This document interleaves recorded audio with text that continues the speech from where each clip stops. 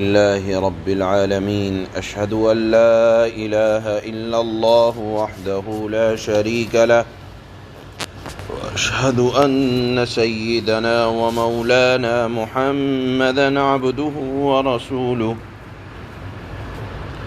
أما بعد فأعوذ بالله من الشيطان الرجيم بسم الله الرحمن الرحيم ومن يعش عن ذكر الرحمن نقيض له شيطانا فهو له قرين وإنهم ليصدونهم عن السبيل ويحسبون أنهم مهتدون حتى إذا جاءنا قال يا ليت بيني وبينك بعد المشرقين فبئس القرين ولن ينفعكم اليوم إذ ظلمتم أنكم في العذاب مشتركون أفأنت تسمع الصم أو تهدي العمي ومن كان في ضلال مبين فإما نذهبن بك فإنا منهم منتقمون أو نرينك الذي وعدناهم فإنا عليهم مقتدرون فاستمسك بالذي أوحي إليك إنك على صراط مستقيم وإنه لذكر لك ولقومك وسوف تسألون واسأل من أرسلنا من قبلك من رسلنا أجعلنا من دون الرحمن آلهة يعبدون صدق الله مولانا العلي العظيم۔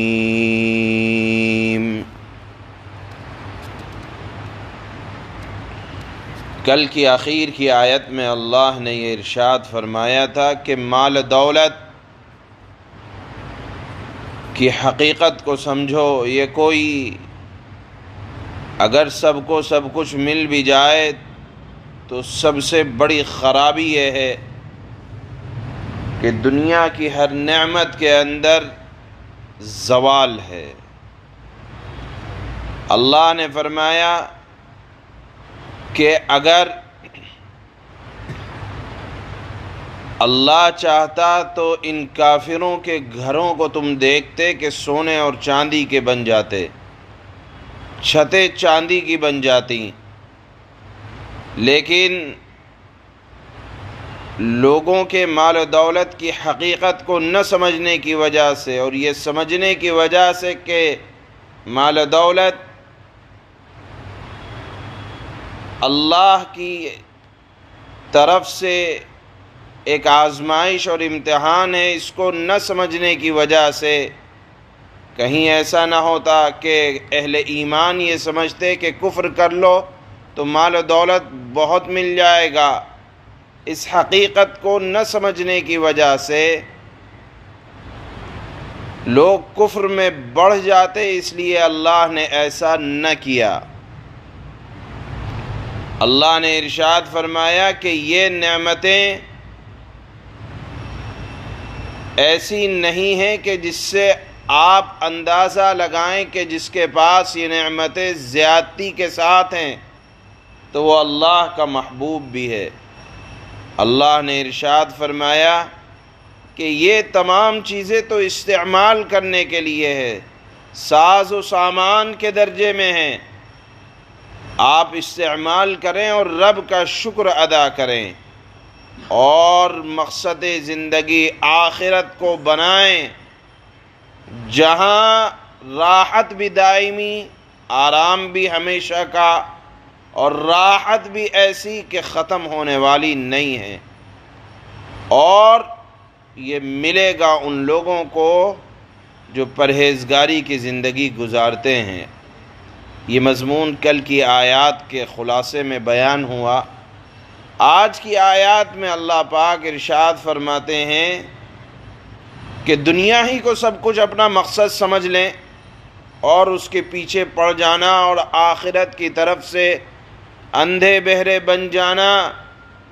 اور خدا کی یاد اور اس کی نصیحتوں سے غفلت کے ساتھ زندگی گزارنا، اس کا ایک انجام یہ ہوتا ہے، یعنی غفلت کے ساتھ زندگی گزارنے والوں کا ایک انجام آج کی آیت میں اللہ نے یہ فرمایا کہ وہ بری صحبت میں پڑ جاتا ہے۔ جو آدمی غافل ہوتا ہے اللہ اس پر شیطان کو مسلط کر دیتا ہے، جو ہر وقت دل میں وسوسے خیالات ڈالتا رہتا ہے، اور بالآخر شیطان کا کام ہی یہ ہے کہ وہ اللہ کے بندوں کو جہنم کا ایندھن بنوا دیتا ہے۔ تو آج کی آیت میں اللہ نے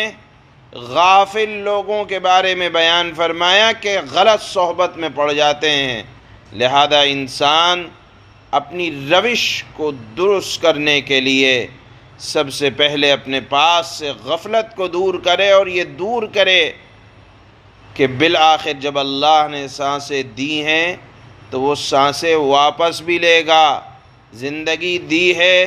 زندگی واپس بھی ہوگی، اور یہی شیطان جو آج غفلت کا سبب بنتا ہے اور غفلت ڈالتا ہے اور بری صحبت میں ڈالتا ہے، جب انسان اللہ کے دربار میں پہنچے گا تو یہ تمنا کرے گا کہ کاش کہ میں اس کے مشوروں پر نہ چلتا، اور آج قیامت کے دن میرے اور اس کے درمیان، مشرق اور مغرب کے درمیان کا جتنا فاصلہ ہے، کاش اللہ شیاطین اور ہمارے درمیان اتنا فاصلہ کر دیں۔ یہاں یاد رکھنا چاہیے، شیاطین جس طرح جناتوں میں سے بھی ہوتے ہیں اسی طرح انسانوں میں سے بھی شیاطین ہوتے ہیں۔ ہر وہ آدمی جو اللہ سے غفلت کا سبب بنے، یاد الہی سے دوری کا سبب بنے، غفلت کی زندگی کا سبب بنے، چاہے وہ انسان میں سے ہو یا جناتوں میں سے ہو، بہرحال یا تو شیاطین یا شیاطین کے چیلے بن کر کام کرتے ہیں، لہذا انسان کو شیاطین الانس، انسانوں میں سے جو شیطان ہیں اور جو غفلت کا سبب بنتے ہیں، ان کی صحبت سے بھی دور رہنے کی کوشش کرنی چاہیے۔ ایک بات اللہ نے یہ ارشاد فرمائی، دوسری بات یہ ارشاد فرمائی کہ اے نبی صلی اللہ علیہ وسلم، آپ تسلی کے ساتھ دین کا کام کرتے رہیں، اور یہ بھی سمجھ کر کام کریں کہ حق آپ کی زبان سے اللہ ظاہر کروا رہا ہے، لیکن یہ بات یاد رکھیں ہدایت آپ کے اختیار سے باہر ہے۔ آپ اس غم میں نہ رہیں کہ میں محنت کر رہا ہوں اور یہ لوگ ہدایت کو قبول کیوں نہیں کر رہے۔ یاد رکھیں جو لوگ ہدایت کو قبول نہیں کریں گے وہ آپ کے انجام کو خراب نہیں کر سکتے، ان کا معاملہ آپ خدا کے سپرد کر دیں، ان کے غم میں آپ اپنی جان کو نہ گھلائیے، کیونکہ جس کے مقدر میں ہدایت نہیں ہے وہ راہ راست پر نہیں آ سکتے، اور جنہوں نے غفلت کے ساتھ زندگی گزاری اور اپنے آپ پر شیطان کو مسلط کر لیا، وہ ایسے ہیں جیسے اندھے، گونگے، بہرے، کہ انہوں نے اپنے آپ کو اللہ کی رحمت سے بہت دور کر دیا۔ لہذا آپ تسلی کے ساتھ، اطمینان کے ساتھ، مضبوطی کے ساتھ اپنا فرض برابر ادا کرتے رہیں، تبلیغ دین کا کام کرتے رہیں، اور انجام کو اللہ کے سپرد کرتے رہیں۔ آپ کسی کو ہدایت پر نہیں لا سکتے، اللہ نے اس منصب کو اپنے ذمے رکھا ہے۔ ہاں یہ ضرور ہے کہ آدمی اپنے آپ کو غفلت سے بچائے، تو اللہ کی طرف سے رحمت متوجہ ہوتی ہے اور انسان ہدایت پر آ جاتا ہے۔ اس کے بعد اللہ نے ایک بات یہاں اور ارشاد فرمائی، وہ یہ کہ دیکھیے دنیا میں اگر ایک طرح کا غم سب لوگوں کے اوپر پڑے تو آدمی کو ذرا تسلی ہو جاتی ہے کہ میں اپنے غم کے اندر تنہا نہیں ہوں، بلکہ میرے ساتھ میرے غم میں بہت سے لوگ شریک ہیں۔ جس طرح آپ نے دیکھا ابھی کچھ دنوں میں اس مہاماری کے دور میں ہر آدمی کو یہ تسلی تھی کہ صرف میرا ہی کاروبار بند نہیں ہے، دنیا کا کاروبار بند ہے، تو آدمی کو ذرا ڈھارس ہوتی ہے۔ اسی طرح لوگ سمجھتے ہیں کہ جب ایک غم کے اندر بہت سے لوگ مبتلا ہوں تو ڈھارس ہو جاتی ہے۔ جیسے آپ نے دیکھا کہ اگر ہمارے گھر کے بچے نہیں پڑھ رہے تھے تو کوئی نہیں پڑھ رہا تھا، صورتحال سب کی برابر تھی۔ اللہ نے فرمایا نافرمان جب دوزخ کے عذاب میں ہوں گے تو وہاں یہ چیز بھی کام نہیں آئے گی کہ ہم سب ایک ہی عذاب کے اندر مبتلا ہیں۔ اللہ فرماتے ہیں ہر ایک کی سزا الگ الگ ہوگی، اور وہاں دنیا کا یہ غم کہ جس طرح سب لوگ غم میں برابر ہوتے ہیں تو تسلی ہو جاتی ہے، آخرت میں نافرمانوں کو جو سزا ہونے والی ہے اس طرح بھی وہاں تسلی کا کوئی سامان نہ ہوگا۔ یہ اللہ نے غفلت کے ساتھ زندگی گزارنے والوں کا انجام آج کی آیت میں بیان فرمایا ہے۔ چنانچہ اللہ فرماتے ہیں وَمَن يَعْشُ عَن ذِكْرِ الرَّحْمَنِ نُقَيِّضْ لَهُ شَيْطَانًا فَهُوَ لَهُ قَرِينٌ۔ اور جو آدمی خدائے رحمان کی یاد سے اندھا بن جائے، یعنی غافل بن جائے، غفلت کی زندگی گزارنے لگے، ہم اس پر ایک شیطان مسلط کر دیتے ہیں۔ علماء نے لکھا ہے کہ غفلت اتنی بری چیز ہے کہ آدمی بری صحبت میں پڑ جاتا ہے، یہ آیت سے ثابت ہے۔ ہم اس پر ایک شیطان مسلط کر دیتے ہیں، وہ شیطان اس کا ساتھی بن جاتا ہے۔ وَإِنَّهُمْ لَيَصُدُّونَهُمْ عَنِ السَّبِيلِ وَيَحْسَبُونَ أَنَّهُمْ مُهْتَدُونَ۔ ایسے شیاطین ان کو راستے سے روکتے رہتے ہیں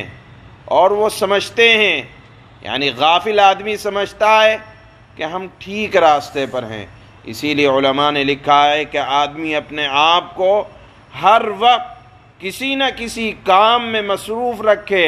اور اگر کسی کام میں مصروف نہیں رکھ سکتا تو کم سے کم اپنی زبان کو اللہ کے ذکر کے اندر برابر تر رکھے تاکہ غفلت دور رہے اور شیطان کی صحبت سے دور رہے۔ حتى إذا جاءنا قال يا ليت بيني وبينك بعد المشرقين فبئس القرين۔ یہاں تک کہ جب ایسا آدمی ہمارے پاس آئے گا تو اپنے شیطان ساتھی سے، چاہے وہ انسانوں میں سے ہو یا جناتوں میں سے ہو، کہے گا کاش کہ میرے اور تیرے درمیان، یعنی جس نے دنیا میں بہکایا تھا، میرے اور تیرے درمیان مشرق و مغرب جتنا فاصلہ ہوتا، کیونکہ تو برا ساتھی تھا۔ برا ساتھی بھی قیامت کے دن آدمی برے ساتھیوں سے بھی بچتا پھرے گا۔ وَلَن يَنفَعَكُمُ الْيَوْمَ إِذ ظَّلَمْتُمْ أَنَّكُمْ فِي الْعَذَابِ مُشْتَرِكُونَ۔ اور آج جب تم ظلم کر چکے ہو تو تمہیں یہ بات ہرگز کوئی فائدہ نہ پہنچائے گی کہ تم عذاب میں ایک دوسرے کے شریک ہو۔ یہ آیت کا مطلب وہی ہے کہ جس طرح آدمی دنیا میں ایک غم سب کے اوپر ہو تو ہلکا ہو جاتا ہے، لیکن آخرت میں سب عذاب میں ہوں گے اور آدمی سوچے چلو فلانا آدمی بھی عذاب میں ہے، ہم بھی عذاب میں ہیں، اللہ نے فرمایا کہ اس کی وجہ سے غم ہلکا نہیں ہو سکتا۔ أَفَأَنْتَ تُسْمِعُ الصُّمَّ أَوْ تَهْدِي الْعُمْيَ وَمَنْ كَانَ فِي ضَلَالٍ مُبِينٍ۔ یہاں اب اللہ اپنے نبی کو خطاب کر کے فرماتے ہیں تو پھر اے پیغمبر کیا آپ بہروں کو سناؤ گے یا اندھوں کو اور ان لوگوں کو راستے پر لاؤ گے جو کھلی گمراہی میں پڑے ہوئے ہیں؟ فَإِمَّا نَذْهَبَنَّ بِكَ فَإِنَّا مِنْهُمْ مُنْتَقِمُونَ۔ اب تو یہی ہوگا کہ اگر ہم تمہیں دنیا سے اٹھا لیں تب بھی ہم ان سے بدلہ لینے والے ہیں۔ أَوْ نُرِيَنَّكَ الَّذِي وَعَدْنَاهُمْ فَإِنَّا عَلَيْهِمْ مُقْتَدِرُونَ، یا اگر تمہیں بھی وہ عذاب دکھا دیں جس کا ہم نے ان سے وعدہ کیا ہے تب بھی ہمیں ان پر ہر طرح کی قدرت حاصل ہے۔ لہذا اب کام یہ ہو کہ فَاسْتَمْسِكْ بِالَّذِي أُوحِيَ إِلَيْكَ إِنَّكَ عَلَى صِرَاطٍ مُسْتَقِيمٍ۔ لہذا اے پیغمبر، اے مسلمانوں، تم پر جو وحی نازل کی گئی ہے یعنی قرآن، اسے مضبوطی سے تھامے رکھو اور یقین رکھو مسلمانوں تم ہی سیدھے راستے پر ہو۔ وَإِنَّهُ لَذِكْرٌ لَكَ وَلِقَوْمِكَ وَسَوْفَ تُسْأَلُونَ، اور حقیقت یہ ہے کہ یہ وحی تمہارے لیے مسلمانوں یا اے نبی آپ کے لیے اور آپ کی قوم کے لیے قرآن ایک نیک نامی کا ذریعہ ہے، اور تم سب سے پوچھا جائے گا کہ تم نے اس قرآن کا کیا حق ادا کیا۔ وَاسْأَلْ مَنْ أَرْسَلْنَا مِن قَبْلِكَ مِن رُّسُلِنَا أَجَعَلْنَا مِن دُونِ الرَّحْمَنِ آلِهَةً يُعْبَدُونَ، اور تم سے پہلے ہم نے اپنے جو پیغمبر بھیجے ہیں ان سے پوچھ لو کہ کیا ہم نے خدائے رحمان کے سوا کوئی اور معبود بھی مقرر کیے تھے جن کی عبادت کی جائے؟ یعنی تمام آسمانی کتاب کی تعلیم ایک یہی تھی کہ ایک خدائے وحدہ لا شریک کی عبادت کی جائے اور اس سے کسی بھی حال میں غفلت نہ برتی جائے۔ یہ تمام آسمانی کتابوں کی یہی ایک تعلیم رہی ہے۔ سبحان اللہ۔